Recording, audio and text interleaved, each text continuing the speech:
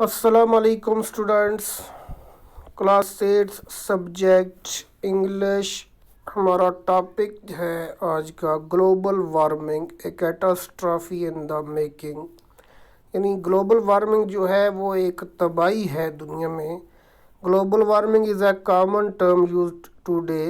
Global warming एक common term है जो आजकल इस्तेमाल की जाती है, specially in the print and the electronic media.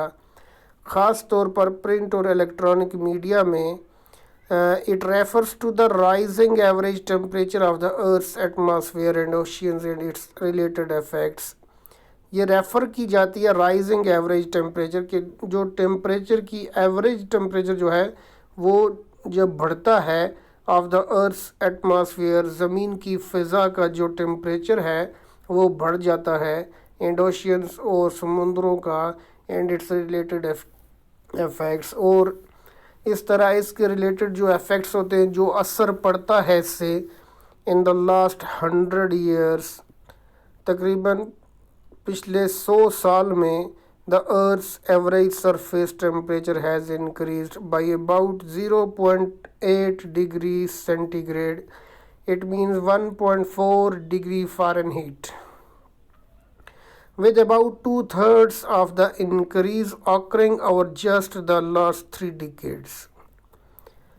यानी पिछले 100 साल में अर्थ एवरेज सरफेस टेम्परेचर जो है, यानी ज़मीन की सतह का जो एवरेज टेम्परेचर है वो बढ़ता है बाई अबाउट किसके मतलब हिसाब से 0.8 डिग्री सेल्सियस के हिसाब से, जिसका मतलब है 1.4 degree Fahrenheit, with about two thirds of the increase occurring over just the last 3 decades.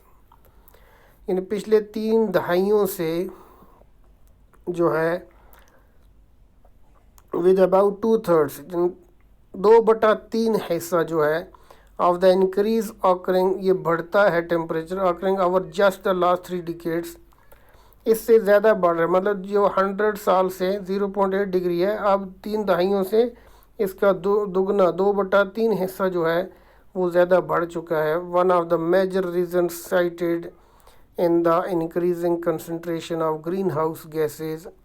तो इसकी मेजर वजूहत जो हैं cited in the increasing concentration, तो इसकी कंसंट्रेशन ऑफ ग्रीन हाउस जो है, ग्रीन हाउस गैसेज की कंसंट्रेशन जो है वो बढ़ गई है, प्रोड्यूस्ड बाय ह्यूमन एक्टिविटीज़, ये इंसान की हरकत की वजह से होता है, such as deforestation and burning of fossil fuels, यानी जंगल का कटाव और बर्निंग ऑफ फॉसिल फ्यूल्स का जलाना।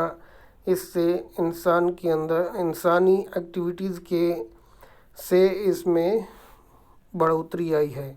An increase in global temperature will cause sea level to rise and will change the amount and pattern of precipitation and a probable expansion of subtropical deserts।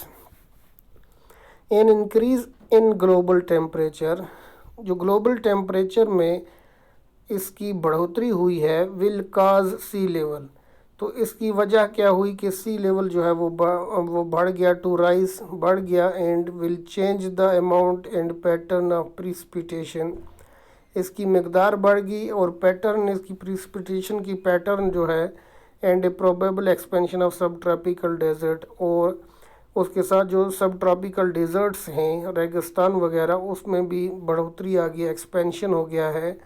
Warming is expected to be strongest in the Arctic and would be associated with continuing retreat of glaciers, permafrost and sea ice।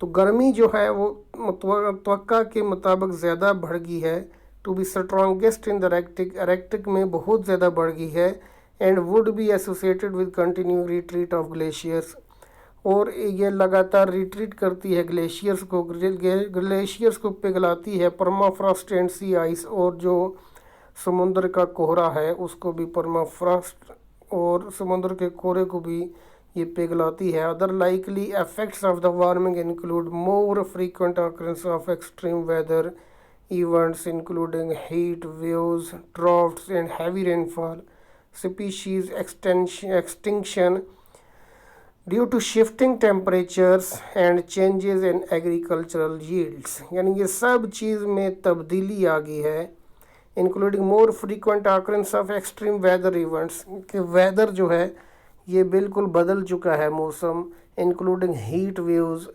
मतलब इसमें heat waves हैं कि लहरें जो हैं वो गर्मी की बहुत ज़्यादा चलती हैं, ड्राफ्ट्स मतलब जिसको ज़मीन का फट जाना, एंड हैवी रेनफॉल और बहुत ज़्यादा बारिश होना, affects extinction due to shifting temperatures and changes in agricultural yield. So students, today our topic is end now. We will more discuss about this topic in next class, inshallah.